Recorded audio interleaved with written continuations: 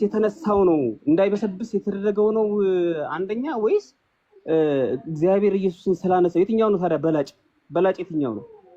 ጭራሽ አፈር ውስጥ የቀረው ሞቶ የቀረው ነው በላጭ ወይስ እንዳይበሰብስ ተደርጎ የተነሳው ነው በላጭ? ኦኬ የሚበልጣው እንግዲህ ሌላ አልጨረስኩም። ሌላው ጥያቄ መሰለህ በተደጋጋሚ ጠይቄያቸዋለሁ። እቺን ጥያቄ አልመለስክልኝም። ባለፈው ነበር። ይሄንን ጨርሳለሁ። ከዛ ወደ ቀጣዩ ጥያቄ ትሄዳለህ።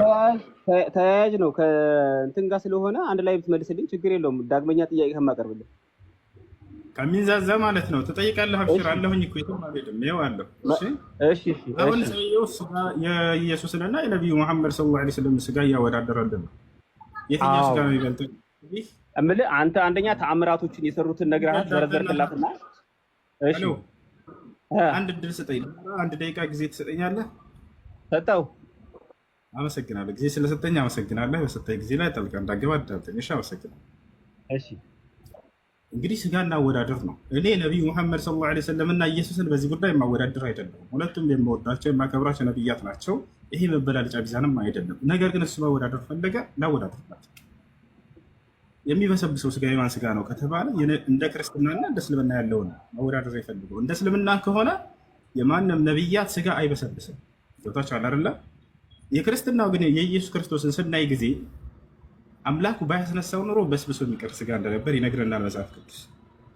የነቢዩ መሐመድ ሰለላሁ ዐለይሂ ወሰለምስ የማይበሰብስ ስጋ ነው። ማስረጃ እኔ ያለ ማስረጃ አልናገርም።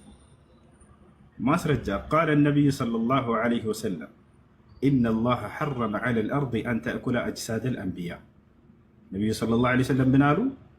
አላህ ምድር ላይ እርም አድርጎባታል የነቢያትን ስጋ እንዳትበላ። በፍጹም የነቢያት ስጋ ይበላ። ለናሙናነት ያክል የታያለ ወይንስ ዝም ብሎ ሐዲስ ብቻ ነው? ላ ሐዲስ ብቻ አይደለም። ለናሙናነት ያክል ከነቢያት መካከል የአንዱ ነቢይ አስክሬን ለዘመናት ቆይቷል ምንም ሳይበላ። ማስረጃ አለን።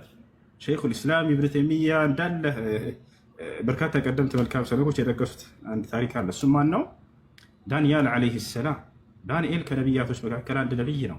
ይህ ታላቅ ነቢይ አላህ ሱብሓነሁ ወተዓላ በእስራኤል ምድር ላይ ወጣህ እንደ ጌታ ዳንኤል ቀጥልሽ እና ይህ ዳንኤል የተባለው ታላቅ ነቢይ ከነመሲሁ በፊት የነበረ እስራኤላዊ ነቢይ ነው። ነገር ግን አስክሬኑ የተገኘው መቼ ነበረ? በዑመር ብን አልኸጣብ አገዛዝ ጊዜ ነው። ዑመር ብን አልኸጣብ እሱ በሚያስተዳድርበት ጊዜ ሰሓቦች ወደ ፍለስጢን ሂደው በዚያ የሚገኙ አይሁዶችን ልክ እንዲሁ እንትን ካሉ ከማረኩ ምን ካሉ በኋላ የሆነ ቤት ሲገቡ ጊዜ መቃብር ቦታ ላይ ልክ እንደ ቤት እንደ ضريح ተሰርቶ አንድ ሳጥን ያገኛሉ። ያን ሳጥን ሲከፍቱት አንድ አስክሬን አለ። አስክሬኑ አይሸትም። ምንም የሆነው ነገር የለም። ሰውነቱ ምንም አልተበላ።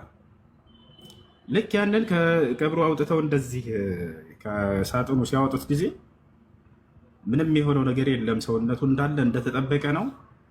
የተጠቀለለች ሻሃዳ የሚላለ እያሉ ነው አድሚኖች ተከታትለች አስገቧቸው። የተጠቀለለ ወረቀትን አገኙ። በዚያ ላይ ምንድነው ይሄ የተጻፈበት ነገር ማለት ነው። ያንን የተጻፈበት መልእክት የተጠቀለለውን ሲከፍቱት ጊዜ ዕብራይስጥ ጽሑፍ ነው። ኩቲበ ብልዕብርየ በዕብራይስጥ ቋንቋ ነው የተጻፈ። ሰሃቦች ደግሞ አረበኛ ነው ማንበብ የሚችሉት፣ ዕብራይስጥ አይችሉም። ነገር ግን ከሰሃቦች መካከል አይሁድ የነበሩ ነብዩ ሰለላሁ ዐለይሂ ወሰለም አግኝተው እስልምናን የተቀበሉ በርካታ የአይሁድ ተከታዮች የነበሩ እስልምናን የተቀበሉ አሉ፣ ዕብራይስጥ የሚችሉ ማለት ነው። ከእነዚያ መካከል ማነው አንደኛው? ከዕቡል አሕባር።